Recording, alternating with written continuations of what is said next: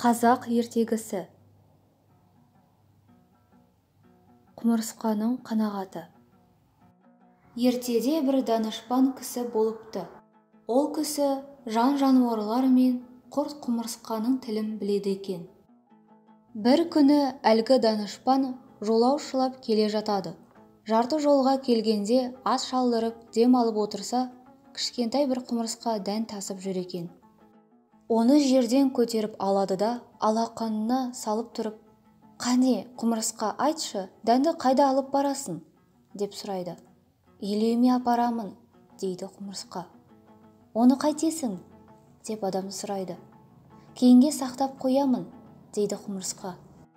«Көп жинайсың ба?» деп адам сұрайды. Құмырсқа өз шаруасының жайын былайша баяндайды.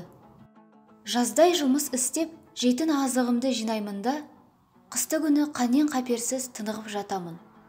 Данышпан құмырсқаны шыр айналдыра қарай бастайды. «Басың неге үлкен?» «Аз сөйлеп, көп ойлаймын». «Белің неге қылдырықтай?» «Қомағай емеспін». «Жылына қанша дән жейсің?» «Бір дән жеймін». «Соған қанағат етесің бе?» «Одан көп жесем, жер бетіндегі басқа құмырсқалар аш қалмай ма? Қанағат керек қой». Құмырсқаның ақылына, қанағатына, көрегендігіне сүйсінген данышпан оны сынап көрмек болады. Қорапқа бір дән салады да құмырсқаны соған қамап қояды. Сонан соң су тимейтін бір жайлы жерге орналастырады. «Бір жылдан кейін келемін. Жейтін дәнің бар, қамсыз жата бер», дейді данышпан құмырсқаға ескертіп. Осылайша құмырсқаның азықты қалай үнемдейтінін білгісі келеді. Бір жыл өткен соң данышпан әлгі құмырсқаға қайта оралады. Өзі қойып кеткен жерден қорапты тауып алады. Құмырсқаның өлі тірісін білмек болып қорапты ашады. Қараса, құмырсқа тірі екен. Қасына қалдырған жалғыз дәннің жартысын ғана жепті. Бұған таңданған данышпан: «Ей құмырсқа», депті мұның себебін білгісі келіп. «Сен жылына бір дән жеймін деп едің ғой.